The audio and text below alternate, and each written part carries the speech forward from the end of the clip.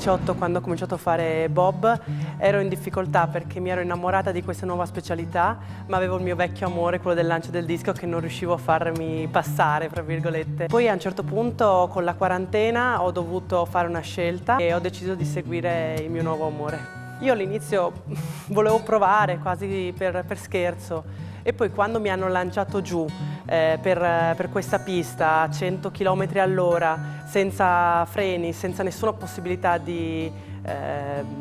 quasi facendo una pazzia, ecco, ho capito che questa emozione, questa adrenalina che provavo non l'avevo mai provata prima. Era una cosa che non riuscivo a descrivere, che non riesco tuttora a descrivere, ma che mi porto sempre dentro il cuore e che mi fa venire gli sgrisui anche adesso.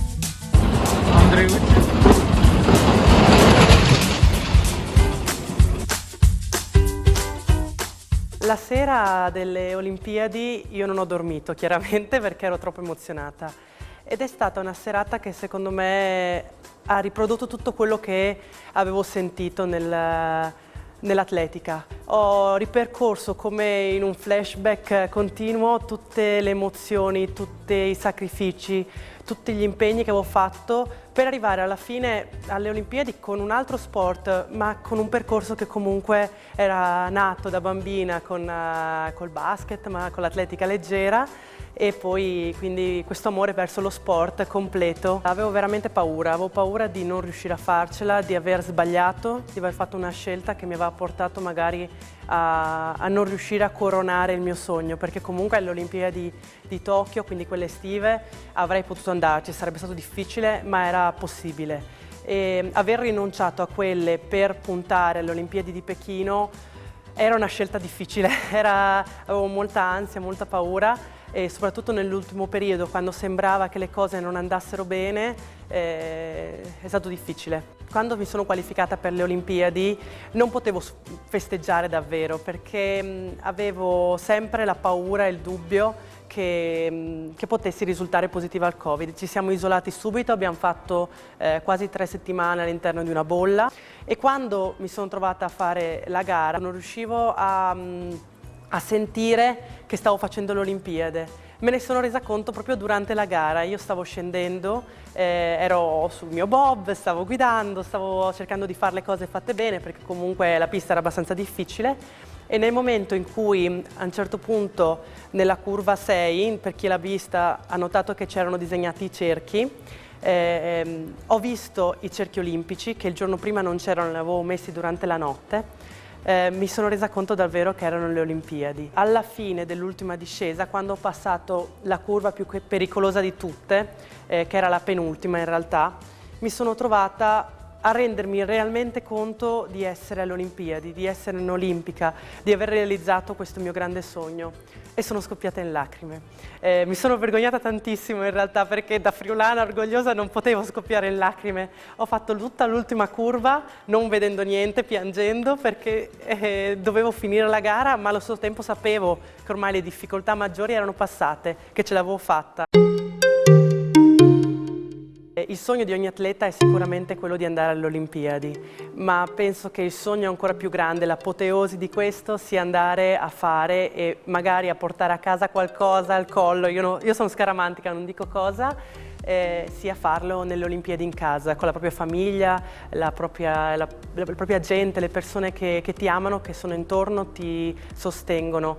E quindi andare a partecipare a Milano Cortina 2026 penso che sarà il sogno del sogno del sogno, veramente una cosa assurda, e spero poi di poter portare con me la mia patria, il mio paese, il mio Friuli, anche perché Cortina è qui dietro l'angolo, quindi ci vuole veramente poco per andare.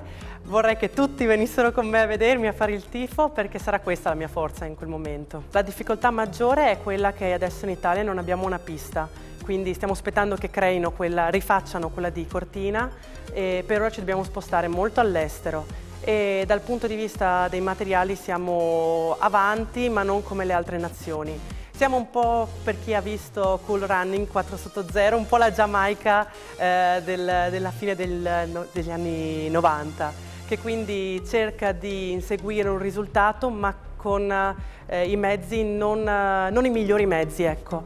È proprio per questo che ora sto cercando e valutando delle aziende nella mia patria, nel mio Friuli, che possano accompagnarmi e potermi sostenere in questo, perché sto valutando di comprare un bob prestativo al 100% e altri mezzi per riuscire a coronare proprio questa idea, questo sogno. E infatti, se c'è qualche azienda che abbia piacere di scrivermi, lascio qua sotto la mia mail e vi contatterò. Noi praticamente utilizziamo dei bob che hanno dei pattini particolari. Quindi l'anno scorso mi sono comprata dei pattini per poter essere prestativa con il monobob e infatti grazie a questo sono riuscita ad andare alle Olimpiadi, arrivare 15ª e essere la prima atleta donna in questa specialità a avere questo risultato.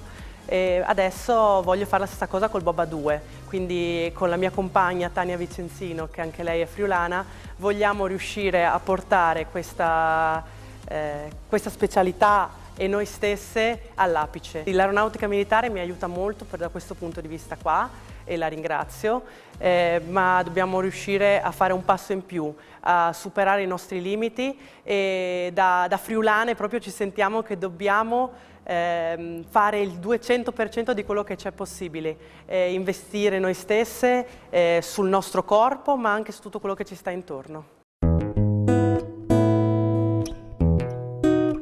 Ho visto tanto amore dalle persone che ho a fianco tutti i giorni, il mio compagno Mattia, che era lì alle Olimpiadi, quindi mi ha sostenuto proprio in diretta, fino ai miei amici, ma anche le persone che incontro per strada.